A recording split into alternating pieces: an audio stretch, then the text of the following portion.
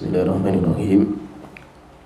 Alhamdulillahirabbil alamin wassalatu wassalamu ala asrofil anbiya'i wal mursalin nabiyina Muhammad wa ala alihi wa sahbihi wa man tabi'ahum bi ihsanin ila yaumiddin.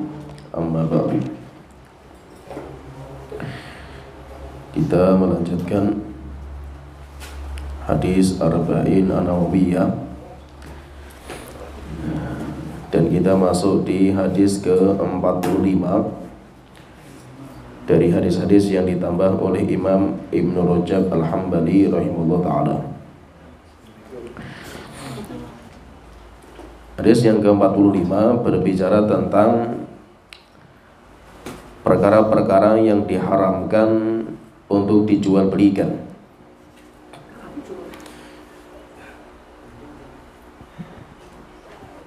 Imam Ibnu Rajab Al-Hambali rahimahullah ta'ala beliau berkata, An Jabirin radhiyallahu anhu annahu sami'a Nabiyya sallallahu alaihi wasallam amal fathi wa huwa bi Makkah yaqul. Dari Jabir radhiyallahu anhu bahwasanya beliau mendengar Rasulullah sallallahu alaihi wasallam ketika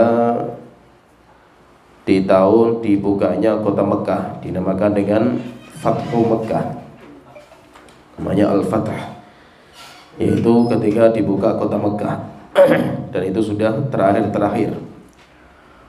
Wa huwa bi Makkah, dan Rasulullah waktu itu masih di Mekah. Yaqul, Rasulullah sallallahu alaihi wasallam beliau bersabda, Innallaha wa rasulahu harrama bai'al khamri wal maitati wal khinziri wal asnami. Sesungguhnya Allah dan Rasulnya mengharamkan jual beli khamr, wal maitah dan bangkai, wal khinzir dan babi, wal asnam dan patung. Faqila, kemudian Rasulullah ditanya, Ya Rasulullah, ara'aita syuhumal maitati? Wahai Rasulullah, bagaimana pendapat engkau tentang lemak bangkai? Yaitu diambil minyaknya, diambil lemaknya. Fa innahu yutla biha sufunu. Karena minyaknya itu dipakai untuk mengecat kapal, yaitu kapal dicat pakai minyak itu. Wa yudhanu bihal juludu, dan dipakai untuk krim kulit. Wa yastasbihu bihan nasu, dan dipakai juga untuk penerang manusia, yaitu lampu zaman dulu, yaitu mereka menggunakan penerangnya dengan minyak dari bangkai. Boleh nggak kalau seandainya diambil lemaknya bangkai itu kemudian dijual? Maka Rasulullah mengatakan, qala la, nggak boleh. Huwa haram, itu haram. Tsumma qala Rasulullah sallallahu alaihi wasallam, kemudian Rasulullah beliau mengatakan, bersabda, qatalallahu al-yahud, semoga Allah memerangi orang-orang Yahudi. Innallaha harrama alaihimush syuhum, ketika Allah mengharamkan bagi mereka lemak atau binatang, fa'ajmaluhu, kemudian mereka proses, thumma ba'uhu, kemudian mereka jual, fa'akalu thamanahu, dan mereka makan dari hasil jual beli itu. Kharrajahul Bukhari wa Muslim, hadis ini dikeluarkan oleh Imam Bukhari dan Imam Muslim. Dalam hadis yang lain dikeluarkan juga oleh Imam Bukhari dan Muslim. Kalau ini dari Abdullah bin Abbas radhiyallahu anhu, Rasulullah sallallahu alaihi wasallam beliau bersabda, Innallaha idza harrama akla syai'in, Allah itu kalau mengharamkan sesuatu untuk dimakan, jadi ada benda, barang atau makanan yang diharamkan untuk dimakan, harrama alaihim thamanahu, Allah juga mengharamkan uang dari hasil jual belinya. Kemudian dalam hadis yang lain juga di dalam Sahih Bukhari dan Muslim dari Aisyah radhiyallahu anha, beliau berkata, lamma unzilatil ayatu fi akhir suratil Baqarah, ketika diturunkan ayat terakhir dalam surat Al-Baqarah, kharaja Rasulullah sallallahu alaihi wasallam, maka Rasulullah sallallahu alaihi wasallam keluar, faqatara'ahunna 'alan nas, kemudian Rasulullah membacakan surat itu kepada manusia. tentang masalah surat berkaitan masalah riba. Tsumma naha anit tijarati fil khamri. Setelah itu Rasulullah melarang perdagangan dalam khamr. Wa fi riwayatin, dalam riwayat yang lain, lama nazalatil ayatu fi akhir suratil Baqarah fi riba. Ketika diturunkan ayat-ayat terakhir surat Al-Baqarah bicara masalah riba, kharaja Rasulullah sallallahu alaihi wasallam ilal masjid. Rasulullah sallallahu alaihi wasallam beliau keluar ke masjid, faharramat tijarata fil khamri. Setelah itu jual beli khamr diharamkan. Dikeluarkan oleh Imam Muslim, saya bacakan riwayatnya dulu nanti kita bahas. Min hadits Abi Sa'idin, dari hadis Abu Sa'id Al-Khudri radhiyallahu anhu, ani Nabi sallallahu alaihi wasallam qala. Rasulullah sallallahu alaihi wasallam beliau bersabda, "Innallaha harramal khamra." Allah mengharamkan khamr. Faman adrakathu hadhil ayatu wa indahu minha syai'un.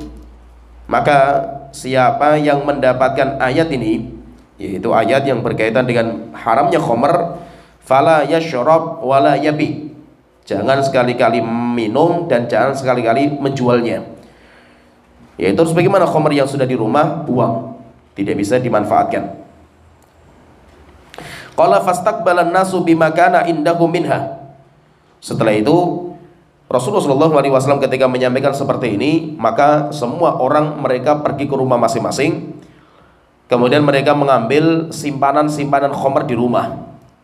Akhirnya mereka keluarkan, kemudian mereka siram di jalan-jalan. Fasafakuha, sampai akhirnya jalan-jalan Madinah itu banjir khamr.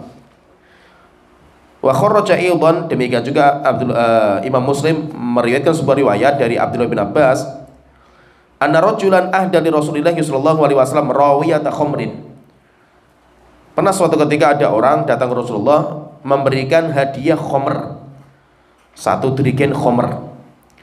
Faqala lahu Rasulullah, maka Rasulullah tanya sama orang itu, hal alimta annallaha qad harramaha. Apakah kamu enggak tahu kalau khamr itu sudah diharamkan? Qala la, maka sahabat itu mengatakan, enggak ya Rasulullah, saya belum tahu. Qala fasara insanan. Setelah itu ada orang yang datang, yaitu yang membisik-bisikkan kepada orang itu. Faqala lahu Rasulullah, maka Rasulullah mengatakan, bima sarartahu. Yaitu Rasulullah mengatakan kepada orang itu, ini sahabat bawa satu tiken khamr, pengen dihadiahkan ke Rasulullah. Rasulullah mengatakan, kamu nggak tahu kalau khamr itu sudah diharamkan? Dia katakan, nggak tahu ya Rasulullah. Akhirnya datang orang yang membisikkan. Maka Rasulullah tanya sama yang membisikkan, kamu bisikkan apa kepada orang itu? Maka dia mengatakan, amartuhu bi bai'iha. Ya Rasulullah, saya bisikkan dia supaya menjual saja, yaitu khamrnya dijual. Maka Rasulullah mengatakan, innalladzi harrama syurbaha, zat yang telah mengharamkan untuk minum khamr, harrama bai'aha, zat itu juga mengharamkan jual belinya.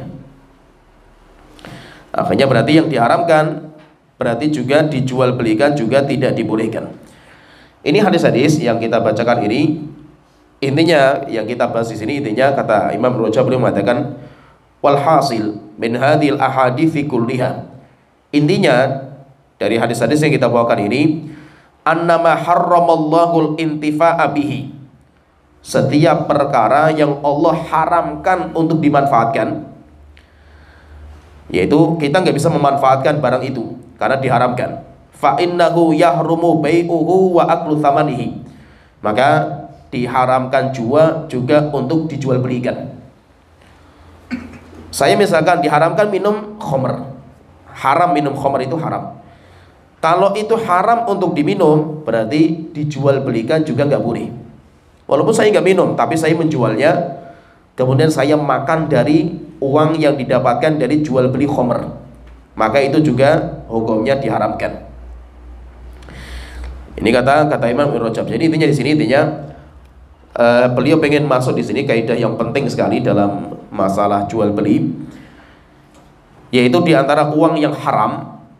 Di antara uang yang haram itu adalah uang hasil jual beli yang haram. Jadi walaupun haramnya itu zatnya haram, tapi walaupun kita itu nggak memakan barang itu, tetapi kalau kita itu menjualnya dan kita memakan hasil dari uangnya, maka itu juga hukumnya diharamkan. Dalam hadis yang kita bahas di sini, yaitu dari Jabir radhiyallahu anhu, Jabir radhiyallahu anhu, beliau menyebutkan bahwa Rasulullah Shallallahu alaihi wasallam itu ketika Mekah ditaklukkan, itu berarti kan sudah di akhir-akhir hayatnya Rasulullah Shallallahu alaihi wasallam. Rasulullah itu masih di Mekah, maka Rasulullah beliau menyebutkan bahwa Allah dan Rasul mengharamkan 4 perkara. Nanti dari 4 perkara ini nanti terbagi menjadi 2. Kita bagi nanti menjadi 2. Yang Allah haramkan itu khamr, kemudian bangkai, kemudian babi, kemudian asnam, patung. Jadi khamr, kemudian bangkai, kemudian babi, kemudian patung.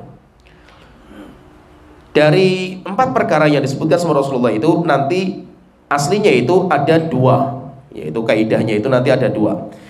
Yang Allah haramkan itu nanti ada 2 macam.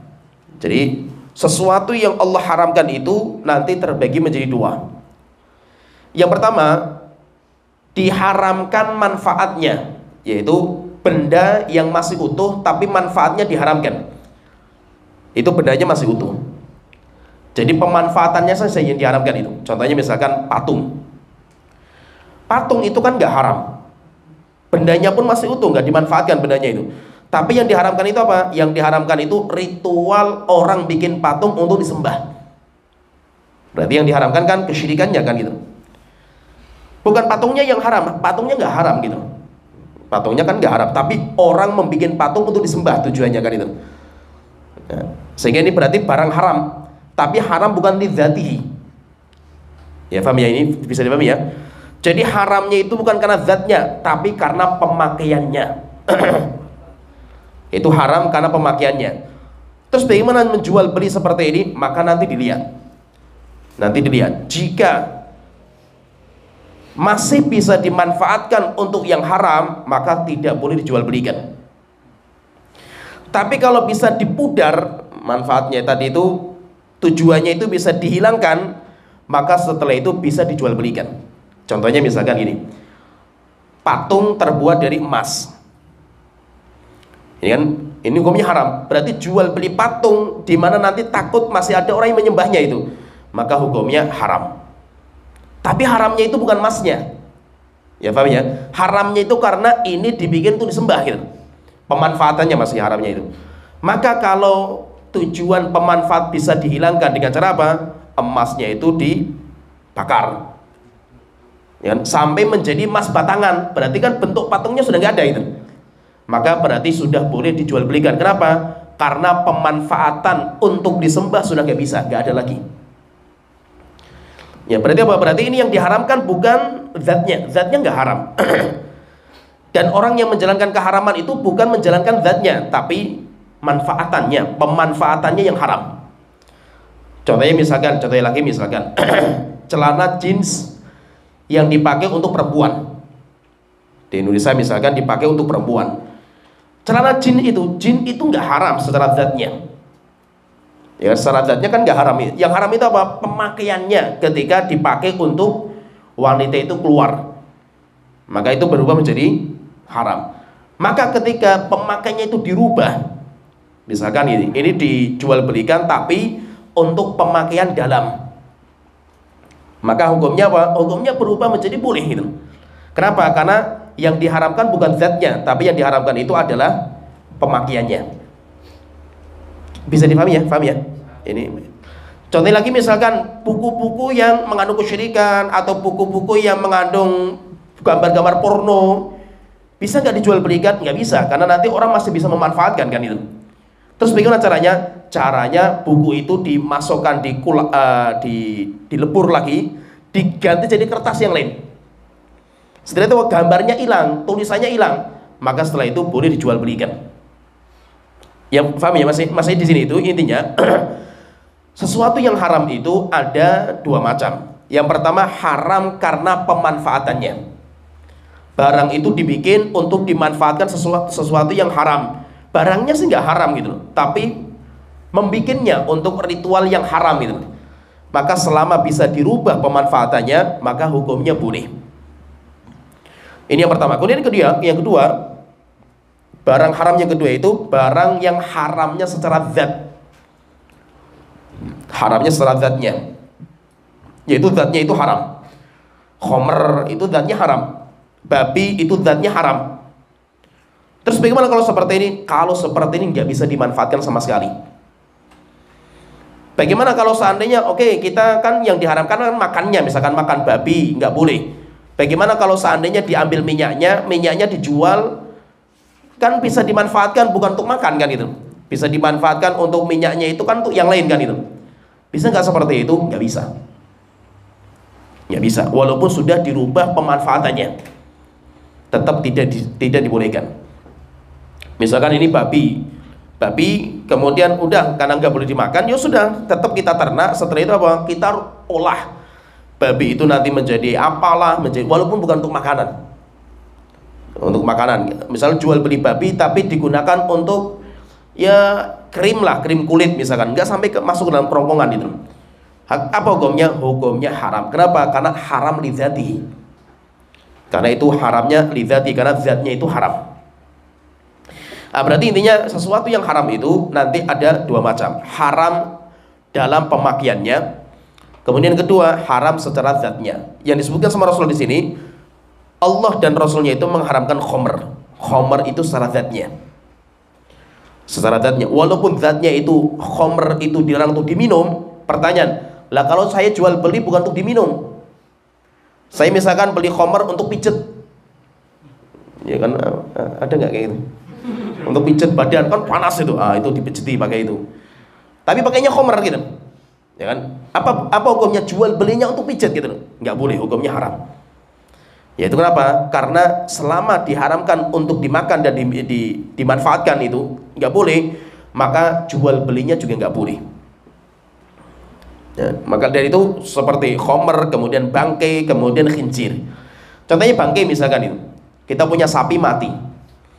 Akhirnya sapi ini, daripada mati nggak dimanfaatkan, pas ada orang dia itu atau ayam, saya punya ayam, ternak ayam, ya, saya jual kepada orang bukan untuk dimakan gitu, tapi apa? Untuk makan lele, ya, atau ada tetangga ternak buaya misalkan itu, makanya ayam-ayam tiren misalkan itu, boleh nggak saya menjual tapi bukan untuk makan manusia? Kan nggak boleh dimakan kan itu. Tapi kalau untuk yang lain boleh nggak itu? Nggak boleh, karena haramnya serat zat. Ya paham? Haramnya serat zat, nggak boleh. Kenapa? Karena zatnya itu haram gitu. Sehingga walaupun pemanfaatannya bukan untuk makan minum, tetap nggak boleh. Nah itu Rasulullah mengatakan, ya Rasulullah, ketika ditanya, ya Rasulullah, kalau bangkai ini, bagaimana kalau seandainya bangkainya kita olah, dijadikan minyaknya diambil, minyaknya bisa dipakai untuk ngecat kapal, bukan untuk makan dan minum ya Rasulullah, bukan gitu loh, tapi untuk ngecat atau untuk krim kulit atau untuk penerang manusia, yaitu kayak zaman dulu minyaknya itu kalau nyalakan lampu itu pakai minyak itu, boleh nggak ya Rasulullah? Rasulullah mengatakan nggak boleh. Kenapa? Karena itu haram. Haramnya maksudnya haram li dzatihi, haram secara zatnya. Berarti maksudnya di sini, pahami di sini, sesuatu yang diharamkan ini berkaitan masalah jual belinya. Sesuatu yang Allah haramkan, maka pengharamannya itu ada dua. Ada pengharaman secara zat, maka walaupun dipindah pemanfaatannya dalam jual belinya itu kepada manfaat yang bukan berkaitan masalah makan dan minum, tetap hukumnya nggak boleh. Terus bagaimana misalkan kita punya ayam tiren misalkan, ada teman yang dia itu mau ternak lele misalkan, mau ngambil ayam kita itu, boleh nggak dia itu bayar? Nggak boleh, jual beli nggak boleh. Terus bagaimana? Ya dikasihkan, ya dikasihkan, silahkan ambilkan gitu. Tapi kalau jual beli kan nggak boleh, karena mau jual beli barang haram, jual beli barang haram, dan itu nggak dibolehkan. Nah jadi intinya seperti itu. Kalau sesuatu yang diharamkan itu karena pemanfaatannya, tinggal kita rubah pemanfaatannya. Kita rubah pemanfaatannya, maka nanti bisa, misalkan gini, orang punya gitar, gitar haram, gitar itu kan haram, ya kan? Tapi haramnya itu bukan senarnya, ya kan? Bukan kayunya kan gitu. Haramnya itu kenapa? Dibikin untuk sesuatu yang haram, yaitu musik kan gitu. Ya. Terus bagaimana caranya? Boleh nggak kita jual ini gitar kepada orang lain, orang Kristen atau orang, ya yang penting saya nggak main gitar lah, saya tobat tapi saya jual. Akhirnya apa? Orang lainnya gitaran setelah itu kan itu. Orang lainnya gitaran, kita aja menjualnya kan gitu. Maka nggak boleh selama apa? Gitarnya masih dimanfaatkan untuk manfaat itu. manfaat yang diharamkan itu. Terus bagaimana caranya itu? Caranya dipreteli, jual senarnya, ya kan? Jual kayunya, dipreteli kayunya jadi kayu, ya kan? Jadi intinya sudah berubah bentuk, manfaatnya sudah nggak bisa dimanfaatkan untuk tujuan awal diharamkan itu sudah nggak ada gitu. Kalau seperti ini maka hukumnya dibolehkan, ya kan? Bisa dipahami ya maksudnya. Jadi sesuatu yang diharamkan itu nanti seperti, maka itu berkaitan masalah haram karena pemanfaatan. Jadi haram itu ada dua, haram secara zatnya, kemudian kedua haram secara pemanfaatannya. Haram secara pemanfaatannya itu maksudnya, fahami di sini, barang yang aslinya itu halal, halal bukan barang yang haram itu, tapi pemanfaatannya untuk sesuatu yang haram. Maka kalau seperti ini, tinggal kita rubah pemanfaatannya gitu. Ya, tinggal kita rubah. Misalkan gini, saya contohkan ya. Jadi barang-barang yang hukumnya, jadi gini, saya kalau menjual barang halal, ini barang halal, bukan barang yang haram. Haramnya nggak ada dalil kalau ini haram kan gitu. Kecuali kalau tadi khomer, babi, anjing, kemudian bangkai, itu kan haram secara zatnya. Ini barangnya kan nggak haram secara zatnya, tapi pemakaiannya itu kemungkinan besarnya haram. Maka jual beli pun tidak dibolehkan. Jual beli tidak dibolehkan. Kenapa? Karena pemanfaatannya itu yang haram. Nah itu kalau kita itu menjual barang, walaupun barang itu barang halal, tapi harus kita lihat kemungkinan besarnya dipakai untuk apa. Kalau kemungkinan besar dipakai untuk yang haram, berarti kan nanti menjadi haram dalam pemakaian kan itu. Bukan karena barangnya itu berubah jadi haram, tidak, tapi pemakaiannya jadi haram. Maka berarti kita pun juga tidak boleh jual beli, hukumnya haram. Contohnya misalkan Rasulullah itu melarang jual beli pedang di masa banyak orang tawuran antar kampung sama-sama muslim. Misalnya, oh kita yang nyuplai pedang, kita yang nyuplai senjatanya itu, boleh nggak jual pedang itu? Hukum asalnya boleh nggak itu? Boleh, karena pedang itu manfaatnya kan, hukum asalnya kan untuk bukan sesuatu yang haram lah itu. Pisau kan nggak ada masalah kan itu. Tapi ketika ini dijual di musim-musim banyak orang bunuh-bunuhan, kemungkinan besarnya dipakai untuk itu, maka berarti menjual pisau di waktu itu hukumnya diharamkan. Jadi walaupun benarnya itu nggak haram, secara asal nggak haram, tapi dipakai untuk sesuatu yang haram. Contohnya misalkan saya ternak, saya cocok nanam tembakau,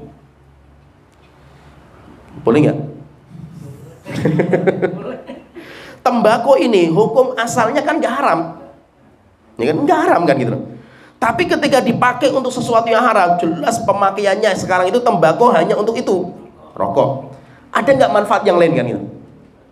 Bisa nggak kalau bisa dikuang, bisa jadi keluban misalkan kan itu. Kalau dipastikan bisa jadi keluban, bisa jadi makanan, sop dan yang lain kan luar biasa kan gitu, ya kan? Tapi sekarang kan pemakaiannya hanya untuk itu, nggak ada pemakaian yang lain kan itu. Maka berarti saya jual beli tembakau hukumnya nggak boleh. Sekarang kan sudah ada pengganti tembakau kan ada itu dari talas, bener nggak? Sekarang kan lagi rame talas itu, lagi rame. Jadi daun talas itu bisa pengganti tembakau. Nah kalau seandainya sekarang orang nanam talas kan banyak berhektar-hektar sekarang itu, karena itu sebagai solusi rokok itu nggak bergantung dengan tembakau gitu. Sekarang bergantung dengan daun talas. Nah sekarang saya nanam talas, tapi apa yang saya manfaatkan daunnya itu untuk tembakau juga, itu untuk pengganti tembakau, maka nggak boleh juga, hukumnya diharamkan karena pemanfaatannya. Saya nanam anggur misalkan itu, apa hukumnya nanam anggur? Kan boleh, nggak ada masalah gitu. Tapi kalau saya jual kepada perusahaan yang ngambilnya itu memang dibikin khomer, nggak ada kemungkinan yang lain lah, jelas itu yang ya itu dimasukkan supplier untuk masuk ke perusahaan haram kan itu, maka saya tidak boleh. Kenapa? Karena saya ikut campur dalam dosa dan maksiat. Wala ta'awanu 'alal itsmi wal udwan. Jangan kalian tolong-menolong dalam dosa dan maksiat. Ya, paham ya? Jadi kalau kita itu menjual sesuatu, barang yang ini barang secara zatnya itu halal, cuma dimanfaatkan untuk yang haram, maka hukumnya nggak boleh. Maka nanti terus bagaimana kita tahu kita itu bisa mengetahui dengan sesuatu yang pasti jelas dengan ceritanya orang itu, atau dengan kemungkinan besar? Contohnya misalkan orang datang, saya penjual minyak wangi, dia bilang, Pak, saya butuh minyak kenyong-nyong misalkan itu. Nah untuk apa itu? Saya mau nyantet si A itu. Kok cerita gitu loh maksudnya. Kalau kamu nggak cerita sih malah nggak ada masalah kan gitu loh. Butuh minyak apalah, minyak misik dan yang lainnya. Saya punya misalkan. Tapi karena orang cerita, saya mau datang ke Pak Dukun itu ini, aduh jadi nggak boleh kan itu. Kalau kamu nggak cerita malah boleh kan gitu loh. Ya paham ya? Maka kita itu nggak usah terlalu berlebihan dalam masalah mencari informasi gitu loh. Kalau memang nggak dibuka ya nggak usah. Maksudnya nggak usah gitu. Misalkan orang bayar, dia misalkan bayar kita misalkan, atau kita jual HP kepada dia yang bayarnya, Mas ini tapi saya bayarnya pakai uang tadi baru garong orang gitu loh. Aduh mumet, kamu nggak, kenapa cerita kan gitu loh. Cerita malah nggak boleh kamu itu, ya kan? Tapi kalau kamu nggak cerita malah boleh bagi saya, karena saya nggak tahu kan gitu. Kan nggak mungkin juga orang bayar kepada saya, ini uang apa ini? Kan nggak boleh juga saya tanya-tanya seperti itu kan itu. Kalau kita itu mendapatkan uang dari orang, ya hukum asalnya halal. Tapi kalau dia cerita malah hukumnya nggak boleh gitu. Traktir makan, ayo makan tak traktir itu. Kamu punya duit itu, yo barusan dapat itu, dapat dari apa korupsi dan yang lainnya, aduh, jadi nggak boleh makan kita kan gitu loh, gara-gara dia itu cerita kan gitu. Jadi maksudnya itu apa? Barang yang halal, saya jual barang halal ini, barangnya halal nggak haram gitu loh. Tapi nanti perlu dilihat, jika pemanfaatannya itu pasti untuk yang haram atau kemungkinan besar untuk sesuatu yang haram, maka hukumnya tidak boleh kita menjual. Kenapa? Karena pemanfaatannya, bukan karena zatnya nggak ada masalah, tapi pemanfaatannya.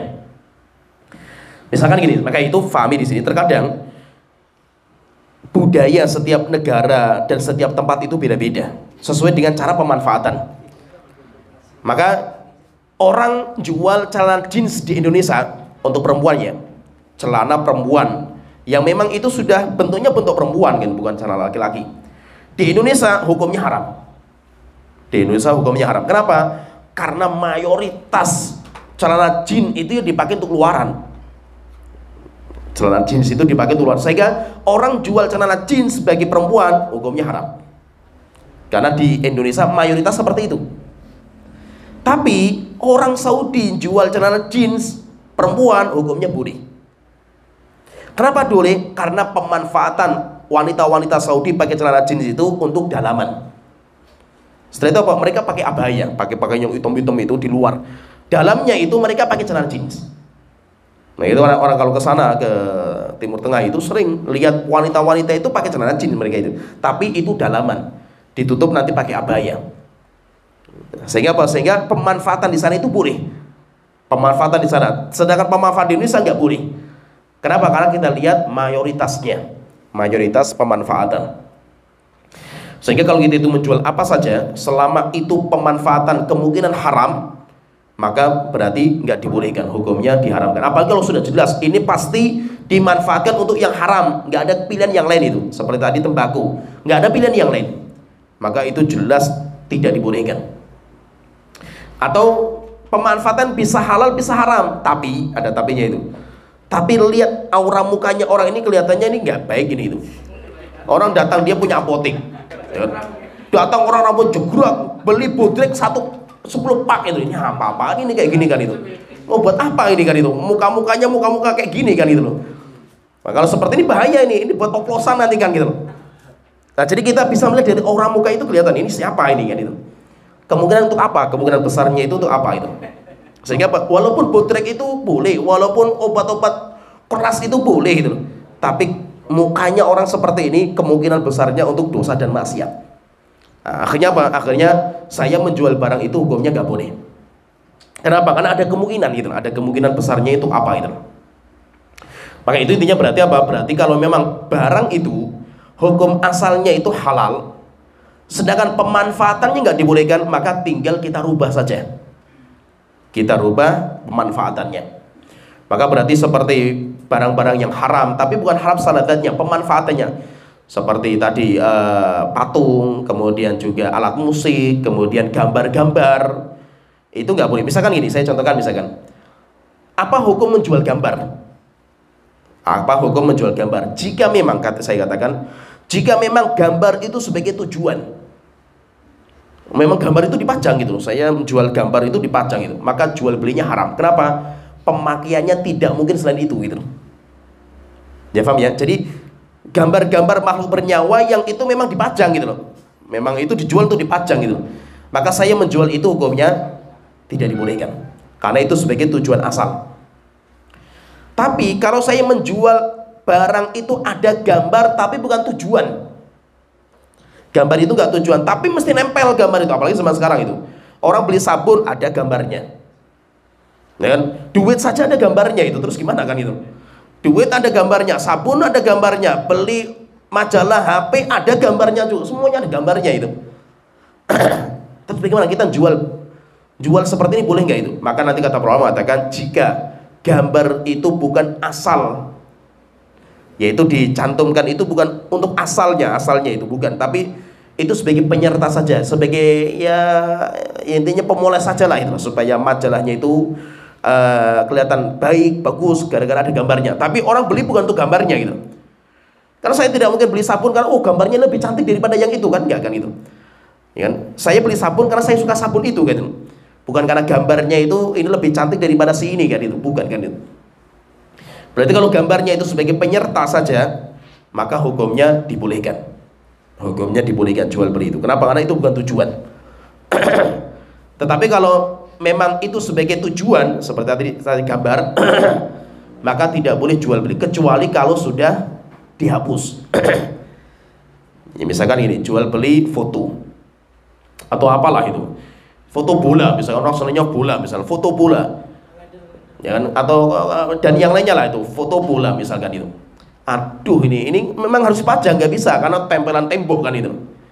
Nah, terus gimana ini? Akhirnya mukanya dihilangkan, sehingga cuma kelihatan bolanya saja sama kakinya misalkan itu, kepalanya juga nggak ada, ya kan? Nah itu apa? Hukumnya boleh karena yang diharamkan itu kan muka. Ya bisa dipahami ya. Contohnya saya misalkan pekerjaan saya itu seperti yang bikin gambar-gambar seperti itulah itu, bikin gambar untuk ditempel di tembok atau foto kenangan dan yang lainnya lah itu. Ya.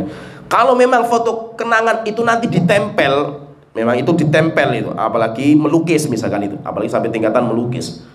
Jika memang itu masuk sesuatu yang diharamkan yaitu wajah, maka hukumnya nggak boleh. Maka kita jual jasa bukan lukis wajahnya. Misalkan, Pak saya mau tolong difotokan ya, nanti biaya berapa? Nah ini foto untuk di apa ini? Ditempel atau tidak itu? Kalau ditempel di tembok nggak boleh berarti. Kalau itu wajahnya. Ya, tetapi kalau bukan untuk ditempel di tembok seperti album yang nanti ditutup, ya kan? Kalau seperti ini kemungkinan untuk seperti itu, maka sebagian ulama membolehkan. Kenapa? Karena bukan itu dipajang. Kan haramnya itu karena dipajang kan itu, foto itu kan. Kalau foto taruh di album kan tidak ada masalah kan itu. Atau foto taruh di misalkan di persyaratan untuk masuk lamaran kerja misalkan, itu foto-foto seperti tempel di KTP dan itu kan nggak dipajang kan itu. Itu nanti KTP kan dimasukkan dalam dompet dan yang lainnya kan itu. Maka itu nggak dipajang. Maka tidak ada masalah. Misalkan saya orang gambarnya bagus, melukis gitu. Kemudian dia suruh melukis wajah, apa hukumnya? Nggak boleh. Tapi kalau selain itu, karena yang diharapkan kan wajahnya itu, wajahnya, pemakaian wajah itu hak haram. Maka saya tinggal ganti saja, Pak kalau mau lukis sama saya dari belakang saja gitu loh. Nah berarti Bapak ngadep sana saja, saya lukis dari belakang kan itu. Yang penting kalau nggak ada wajah, nggak ada muka, nggak ada mulut, nggak ada hidung. Nah itu seperti itu nggak ada masalah. Tapi kalau sudah sampai wajah nggak boleh karena haram, pemakaiannya itu haram gitu loh. Karena yang jadi masalah itu pemakaiannya itu haram, maka kita itu tidak boleh, di situ tidak dibolehkan. Intinya di sini Rasulullah SAW itu beliau mengatakan, Innallaha wa rasulahu harrama bai'al khamri. Sesungguhnya Allah dan Rasulnya mengharamkan jual beli khamr. Lah khamr ini apa? Fahami di sini khamr itu apa supaya nanti kita faham. Khamr itu bukan alkohol. Walaupun banyak orang yang menganggap khamr itu ya alkohol, bukan. Khamr itu bukan alkohol. Kalau seandainya khamr itu alkohol, maka jual beli alkohol hukumnya haram. Demikian juga memanfaatkan alkohol yang khamr untuk berobat juga hukumnya haram. Maka kita katakan apa? Khamr itu bukan alkohol. Tapi apa? Khamr itu adalah minuman yang memabukkan. Di mana memabukkannya itu harus memiliki kadar alkohol berapa persen gitu. Bisa difahami ya? Bisa difahami ya? Jadi alkohol itu, khamr itu bukan alkohol murni, bukan alkoholnya gitu, bukan. Tapi apa? Minuman yang mengandung kadar alkohol sampai tingkatan memabukkan. Itu yang dinamakan dengan khamr. Jadi pahami ini gambarannya ya. Kalau ini khamr yaitu minuman yang mengandung alkohol sampai tingkatan memabukkan, kadar alkohol itu. Kalau ini khamr, saya ambil cuma 1 tetes, gunakan campuran minuman obat saya, hukumnya haram. Walaupun cuma 1 tetes. Dan saya ketika minum 1 tetes campuran ini nggak mabuk sama sekali, cuma 1 tetes kan gitu. Ya kan? Maka sesuatu yang haram, khamr, mau sedikit mau banyak, mau mabuk maupun tidak, tetap hukumnya haram. Bisa difahami ya, paham ya. Maka namanya khamr itu yaitu minuman yang di dalamnya itu ada kadar alkohol sampai tingkatan memabukkan, bukan alkoholnya. Misalkan orang ini alkohol murni kita beli di apotek, diminum, mabuk nggak orang itu? Masa? Bukan mabuk mati orang itu mungkin kan itu loh. Jebol ususnya kan minum alkohol murni 100% diminum semua itu, hancur dia kan itu loh. Dan bukan mabuk lagi kan itu. Ini tuh maksudnya ini khamr itu bukan alkohol. Lah banyak orang keliru di situ gitu. Alkohol itu bukan khamr gitu. Tapi khamr itu adalah minuman yang memiliki kadar alkohol sampai tingkatan memabukkan. Nah, tinggal kita lihat sekarang. Berarti yang memabukkan itu kadarnya berapa? Kadarnya berapa sampai dianggap itu nanti menjadi khamr? Maka kalau Departemen Kesehatan di negeri kita itu dari hasilnya itu kadarnya dari 1% sampai sekitar maksimal 65 kalau nggak salah itu. Lebih dari 65 jadinya bukan khamr lagi, jadinya racun kalau dikonsumsi. Berarti 1% ke atas, intinya 1% ke atas. Nanti dibagi menjadi 3 bagian. 1 sampai sekian persen itu khamr masih tingkatan rendah. Tingkatan rendah yang itu terkadang di Indonesia itu ya peraturan Indonesia itu masih dibolehkan untuk diperjualbelikan. Yaitu karena masih bisa mendapatkan izin resmi ketika kadarnya itu masih di bawah standar. Jadi 1 sampai berapa persen lah itu. Nanti sekian persen sampai sekian tingkatan kedua, tingkatan ketiga itu. Nah, sekarang kalau seandainya sudah sampai 1%, misalkan ini minuman sudah kadar alkoholnya misalkan 5% misalkan itu. Khamr, mabuk. Tapi saya minum, kalau orang biasa mabuk, sama sekali nggak terasa kan gitu. Atau 2 gelas, 15 pun nggak ada masalah gitu. Oh berarti kan saya nggak apa-apa, ini nggak mabuk. Khamr itu kan minumannya memabukkan, saya kan nggak mabuk kan, berarti nggak ada masalah kan saya kan itu. Bukan, standarnya bukan Anda mabuk atau tidaknya itu. Tapi kadar ini biasanya bisa memabukkan atau tidak kan itu. Nah maka kalau ini itu sudah sampai tingkatan memabukkan minuman ini, standarnya itu, maka antum ngambil 1 tetes, 1 sendok untuk campuran minum makan dari hukumnya haram, tidak dibolehkan. Tapi kalau ini di bawah 1%, antum minum tape, perasan tape misalkan itu, durian misalkan itu, durian di jus misalkan, disimpan, tapi ya belum sampai tingkatan memabukkan, nah itu, antum minumnya 1 liter misalkan itu, yang minum itu setelah itu, muntah-muntah itu bukan mabuk karena khamr, bukan gitu loh. Karena kemarin kan gitu, kebanyakan kan itu. Ya, jadi bedakan di sini. Intinya, apakah ini itu sudah sampai tingkatan memabukkan atau tidak? Itu nanti ada alat tesnya. Alat tesnya itu. Kalau kita biasanya sudah mulai baunya itu bau ya kayak gitulah, kecut-kecut gitu. Tapi terasa gitu. Tapi kalau cuma tape itu enggak. Kalau cuma tape itu tidak. Tapi nanti tetap akan berubah. Karena prosesnya itu sesuatu yang difermentasi. Fermentasi itu nanti akan berubah menjadi sari buah. Namanya nabith, kalau bahasa Arabnya namanya nabith, sari buah. Itu masih boleh. Tetap namanya buah itu ketika dicampur air atau diperas airnya, pasti nanti akan terjadi proses fermentasi. Fermentasi itu nanti kadar alkoholnya akan bertambah. Dengan fermentasi itu akan bertambah terus. Selama masih di bawah 1%, berarti masih boleh dikonsumsi. Tapi kalau sudah 1% ke atas, itu sudah jadi khamr. Nanti kalau dibiarkan lagi, akan berubah menjadi cuka. Kadar alkoholnya hilang dengan sendirinya.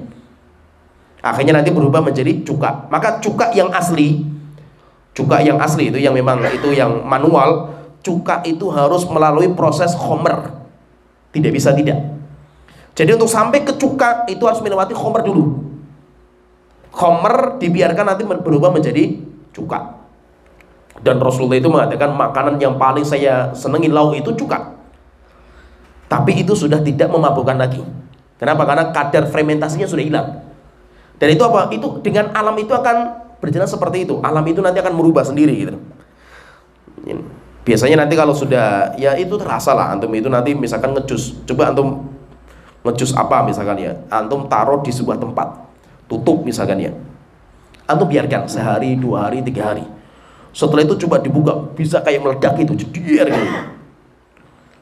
Karena saya juga pernah kayak gitu. Ngejus buah jambu, lupa tak taruh di botol, lupa nggak tak masukkan kulkas gitu. Baru ingat, masya Allah itu sudah sehari 2 hari kan itu. Dibuka meledak sampai ke atas itu. Jadi sampai gasnya itu sampai ke atas kan gitu.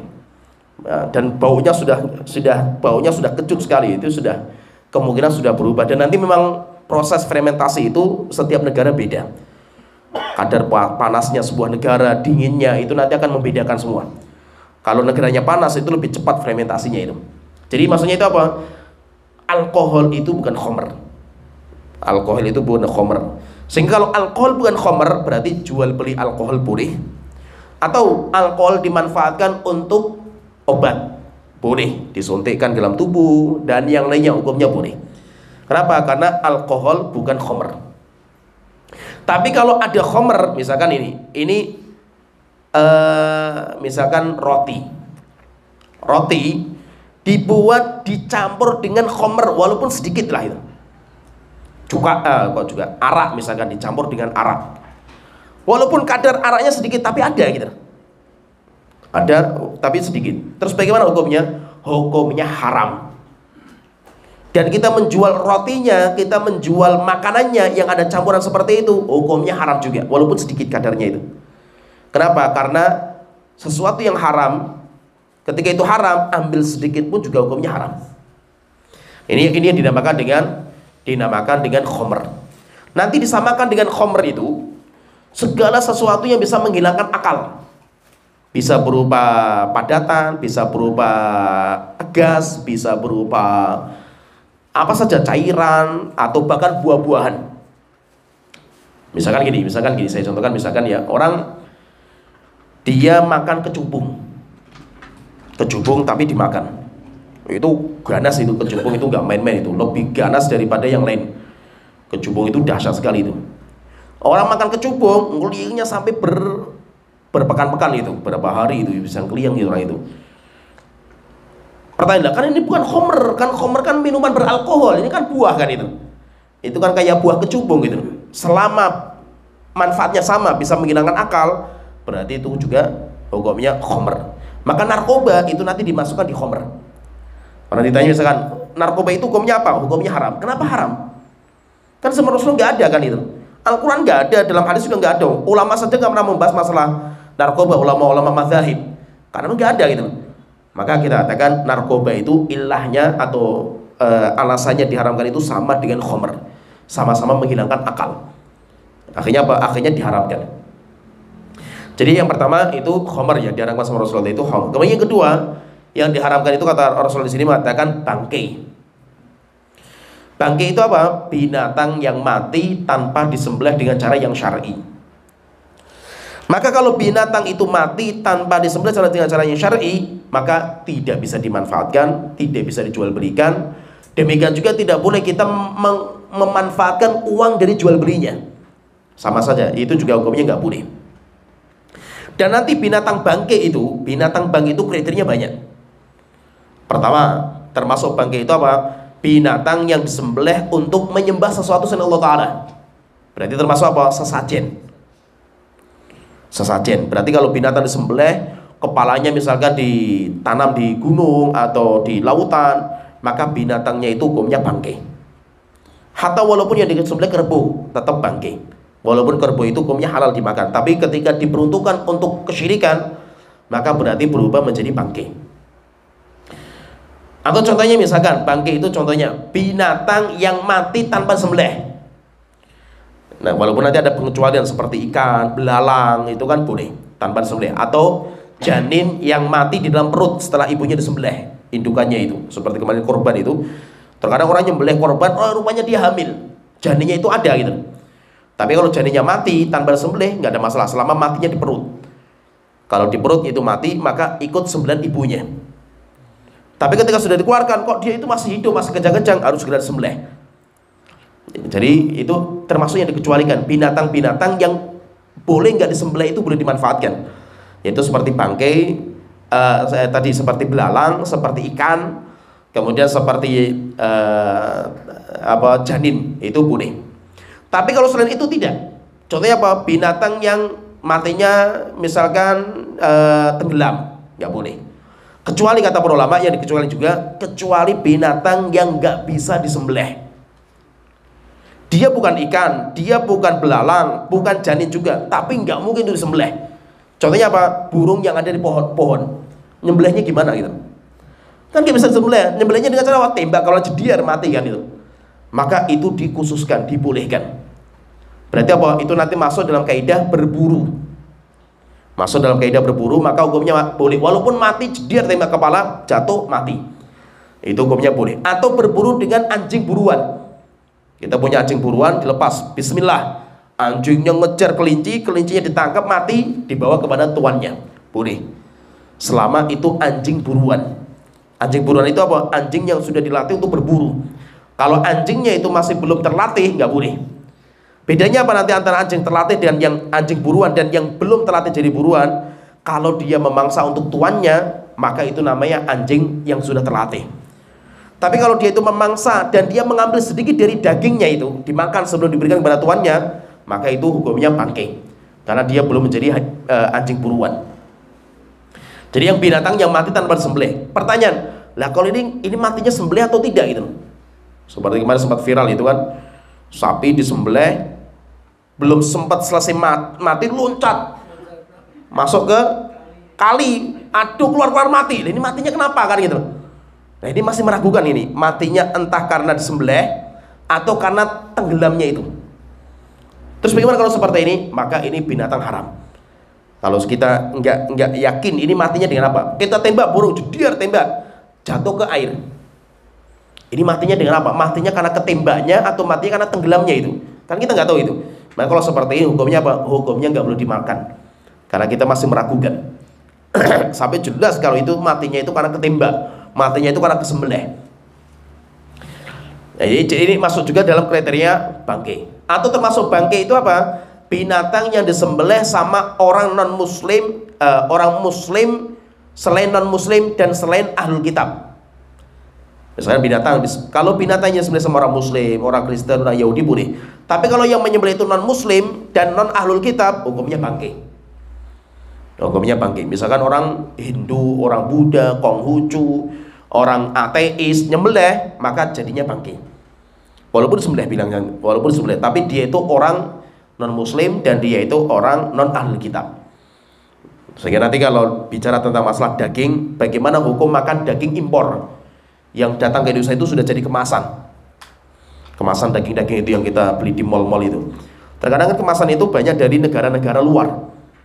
Itu kemasan-kemasan seperti itu. Bagaimana hukumnya itu? Maka nanti dilihat. Jika itu datang dari negara mayoritas muslim atau mayoritasnya itu ahlul kitab, Yahudi atau Nasrani, maka hukumnya boleh. Walaupun kita nggak tahu caranya nyembelihnya kayak apa, tapi hukum asalnya boleh. Tapi kalau itu dagingnya itu dari mayoritas negaranya itu musyrik itu selain Kristen, Yahudi, Nasrani, maka hukumnya nggak boleh dimakan. Itu nanti dimasukkan dalam bangkai juga, dimasukkan dalam kaidah bangkai. Jadi itu namanya bangkai. Kemudian yang ketiga, Rasulullah mengharamkan itu khinzir, babi. Rasulullah mengharamkan babi. Jadi nanti binatang-binatang ini, misalkan maitah, bangkai, kalau kita jual maitahnya, ini bangkainya dijual, itu tidak dibolehkan. Kecuali ada beberapa anggota tubuh yang bisa dimanfaatkan. Kalau itu disendirikan, maka boleh dijual. Contohnya misalkan bangkai sapi mati. Ada sapi mati, kemudian kan nggak bisa dimanfaatkan kan. Kalau dijual sapinya, walaupun dengan harga murah lah itu, Satu sapi harganya cuma 1 juta. Boleh nggak? Nggak boleh, karena ini bangkai. Tapi kalau saya kulitnya itu saya sama itu sampai ya sudah selesai samanya itu, kemudian samanya saya jual, maka itu hukumnya boleh. Kenapa? Karena yang dibolehkan itu hanya kulitnya. Atau contohnya misalkan ada kambing mati, kambing domba, bulunya banyak, bulunya saya ambil, kemudian saya jual bulunya, maka itu hukumnya gak ada masalah. Tapi kalau saya jual bangkainya yang masih ada bangkainya di situ, maka hukumnya tidak dibolehkan. Babi hukumnya haram, maka jual beli babi nggak boleh. Pertanyaan lagi, terus bagaimana menjual bulunya babi? Bulunya babi, tanduknya babi, giginya babi, yang itu tidak masuk dalam daging dan tulang, yaitu sesuatu anggota tubuh yang ketika dipotong ketika masih hidup bisa tumbuh lagi gitu. Ya paham ya? Jadi seperti rambut, bulu, kemudian juga tanduk, seperti kuku, seperti gigi, itu termasuk yang diharamkan atau tidak itu? Maka itu menjadi khilaf panjang di antara para ulama. Khilafnya panjang sekali itu. Karena nanti masalahnya juga masalah pemanfaatan. Kalau dalam mazhab itu nggak boleh. Tidak boleh semuanya babi itu semuanya haram semua. Tetapi kalau Syekhul Islam Ibnu Taimiyah itu beliau lebih merojekkan kalau rambut atau bulunya babi itu bisa dijual belikan. Atau gini, pertanyaan gini, babi itu kan haram. Pertanyaan, bulunya juga haram nggak? Bulunya saja itu haram atau tidak itu? Atau kukunya babi itu haram atau tidak? Nah itu menjadi khilaf panjang di antara para ulama. Kenapa? Karena benda-benda ini benda yang wajar dipotong ketika masih hidup gitu. Ketika masih hidup itu biasa dipotong gitu dan tumbuh lagi nanti kan itu. Maka itu terjadi khilaf di antara para ulama. Kalau Syekhul Islam mengatakan hukumnya nggak najis, nggak haram. Yang haram itu daging dan tulangnya yang dibungkus itu, yang di dalamnya itu. Tapi kalau di luarnya itu tidak. Itu nanti akan berpengaruh juga masalah ini dalam masalah apa? Bagaimana kalau kita itu bikin roti kuasnya itu dari kuas babi itu. Dan memang katanya itu wallahu alam, tapi katanya itu kuas yang paling bagus untuk menguasai roti itu kalau bulu babi itu. Benar nggak? Katanya paling halus gitu loh, sehingga bisa merata gitu loh. Wallahu alam gitu. Pertanyaan, ini boleh nggak ini?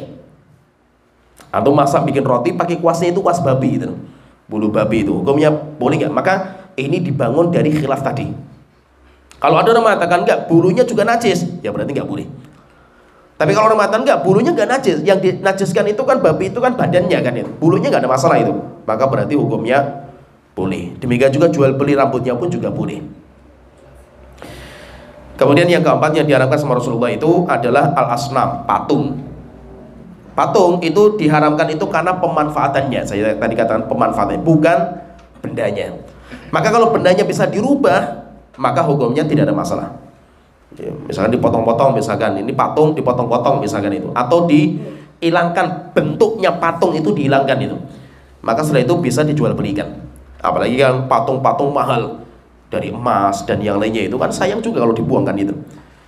Dengan kita misalkan gali tanah, tiba-tiba dapat harta karun. Harta karun itu apa? Patung, tapi terbuat dari emas. Nah, terus bagaimana kalau seperti ini? Ya sudah, kita itu jualnya dipotong-potong, tangannya dulu potong, tek, jual. Setelah itu kepalanya potong, tek, tek, tek, tek, dipotong-potong sampai remuk, dijual misalkan, atau dilebur.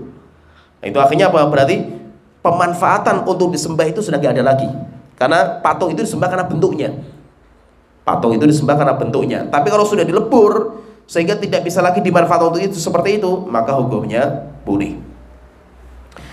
Jadi intinya kalau sesuatu yang haram, pahami di sini, sesuatu yang haram, walaupun Anda itu tidak makan, tetapi kalau Anda menjual juga hukumnya haram juga. Kalau Anda tidak menjual tapi makan dari hasilnya juga nggak boleh juga. Misalkan saya nggak penjual, saya itu, tapi saya ditraktir makan.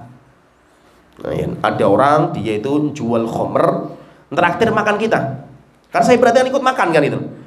Walaupun saya itu nggak menjual, tapi saya ikut makan juga itu juga hukumnya haram, tidak dibolehkan. Pertanyaan lah, Ustaz, kalau saya ditraktir sama orang yang bekerja di bank, apa hukumnya itu? Hukumnya apa? Boleh nggak? Kalau kalau dia tidak ngomong ini uang apa, maka hukumnya nggak ada masalah. Kenapa? Karena kemungkinan orang itu punya sumber uang dari pintu yang lain. Maka itu Rasulullah pernah juga diundang sama orang Yahudi makan. Padahal siapa orang Yahudi? Orang Yahudi yang gemar riba kan itu. Tapi Rasulullah datang dan makan. Kenapa? Karena tidak pasti kalau itu uang riba kan itu. Karena dia mesti punya penghasilan yang lain kan itu. Tapi kalau dia mengatakan, oh, saya barusan gajian ini, ayo makan-makan yuk. Ini malah nggak boleh, karena dia ngomong gajian dari kerjaan dia kan itu. Kalau dia ngomong dan itu pasti itu pekerjaan haram, malah kita tidak dibolehkan. Tapi tidak boleh kita itu langsung seudon sama orang. Oh, kalau ini pasti haram semua, itu nggak bisa, karena mungkin dia itu punya sesuatu penghasilan yang lain. Dia mungkin punya warisan atau punya simpanan atau punya apa saja, sehingga apa mungkin bisa. Tapi kalau tidak ada kemungkinan kecuali itu, kita tahu sekali lah itu. Misalkan kita sebagai adiknya atau kakaknya, kita tahu sekali, atau orang tua kita tahu itu hanya itu penghasilan bapak saya, itu nggak mungkin nggak gitu. Maka kalau seperti ini hukumnya tidak boleh. Kita makan dari harta tidak boleh, kecuali dengan sekedar apa yang darurat bagi kita lah. Kalau kita nggak bisa kerja, itu baru dibolehkan. Tapi kalau kita tahu itu haram semua, nggak ada yang lain, maka kita tidak dibolehkan. Ya, sebenarnya sini pembahasan kita berkaitan dengan perkara yang haram dikonsumsi, dimanfaatkan. Demikian juga tidak boleh juga untuk dijual belikan.